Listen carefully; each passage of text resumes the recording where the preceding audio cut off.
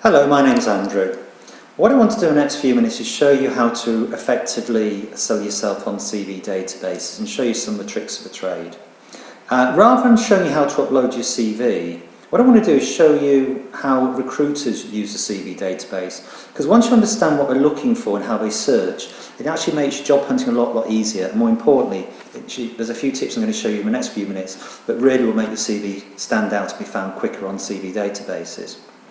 What you're looking at currently is a site in the UK called CV Library, and CV Library is one of the largest CV databases. Currently on the database, as you'll see from the screen now, we have no less than 8,085,000 UK only CVs. And this is actually a reason why CV databases have become so popular in recent years. And in some industries it's estimated up to 50%, that's 1 in 2 jobs, are filled by recruitment agencies and employers buying in access to these databases, searching for candidates and finding individuals which they then contact directly and ask down for interview. One of my clients recently, an HR manager, recruited no less than 5 roles using CV Library. Okay, let's follow the recruiting tab here. This is going to take us to the screen that recruiters use. And one of the other tabs you can click is Test Search. Okay, what we're going to look at now is the screen that a recruiter would actually use when searching for candidates. First of all, let's look at the left-hand side. As you can see, the first screen that a recruiter fills in is what they call keywords. Now, if I was on Google looking for Samsung 32-inch television, I would probably key into the search engine Samsung 32-inch television. And recruits are no different. If we're looking for a project manager, we key in the term project manager. If we're looking for a finance assistant, we key in finance assistant. So, first thing we do, if we're looking for a finance assistant, is key in the term finance assistant.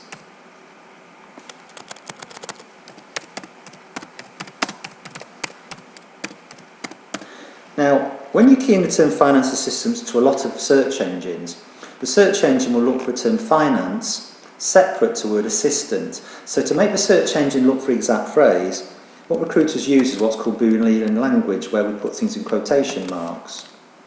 But a finance assistant could also be called an accounts clerk. So what a lot of recruiters will do is key in both job titles. And as you notice, we use the word or. But you could also be a sales ledger clerk, a purchase ledger clerk, or you could be a bookkeeper. So recruiters have learned that actually they don't just key in one job title, they need to key in 2, 3, even 4 different job titles. So what you're really saying to the search engine, please look at the CVs, look at CVs that have the term finance assistant on them, or the term accounts clerk, or the term bookkeeper. Now you may be in finance yourself, but those don't reflect your old job title. And therefore it's very important you add to your CV the more generic, more well-known sort of job titles. Actually, if you think about it from the other side of a coin, when you're searching on job boards for jobs, what do you actually key in? What are those job titles? Because those job titles are often missing off your own CV, and without them, your CV is not going to pop out the search results.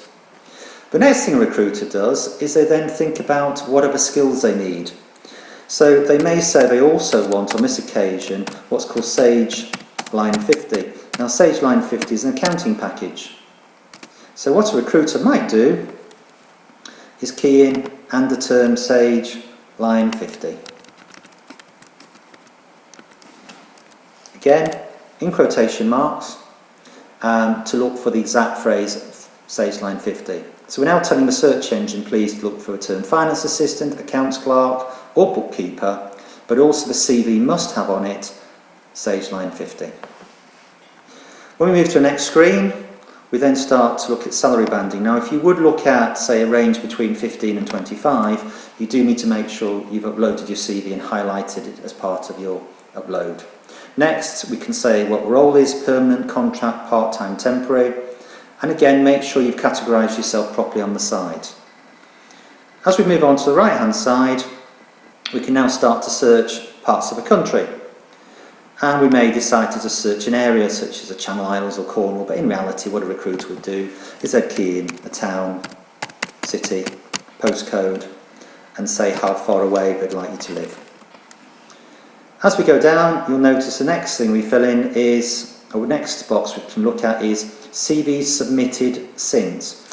Now what it's actually saying here is please only show me CVs that are less than 2 months old. But let's be practical now. We have 8,085,000 CVs on CV Library alone. Some UK based, some maybe from abroad looking for work in this country. But basically we've got nearly 8,085,000 CVs to look at. So being practical, ask yourself a simple question. If you were looking in the Birmingham area, a large city, and you're saying Birmingham Central plus 5 miles around, and you're looking for an accounts clerk, would you really start off by searching CVs that are 2 months old?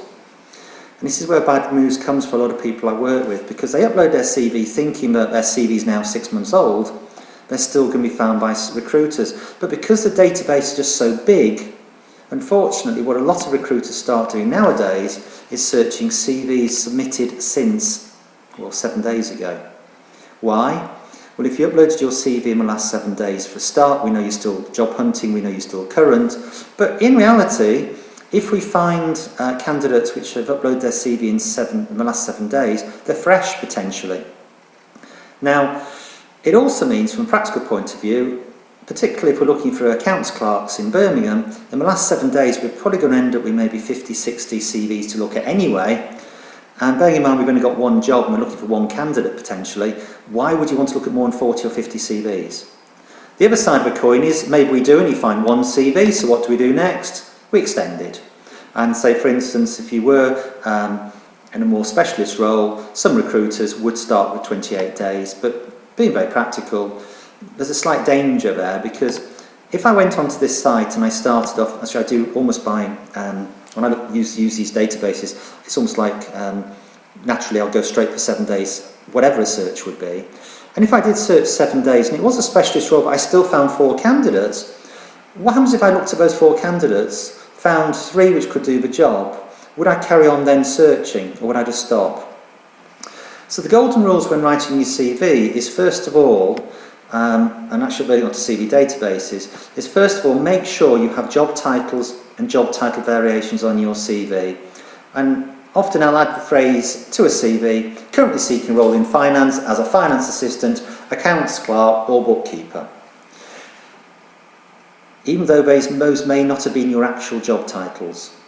Next, add on buzzwords. And this is also very important for a lot of the sites nowadays because the search engines are getting very sophisticated. So what actually happens is you don't just upload your CV and they categorise it. The sites now actually look at the buzzwords, the phrases. So if you uploaded 2 CVs onto some databases at exactly the same moment in time, one with all the job titles on and lots of buzzwords, such as a case of accounts, purchase ledger, sales ledger, reconciliation, SMP, PAYE, etc.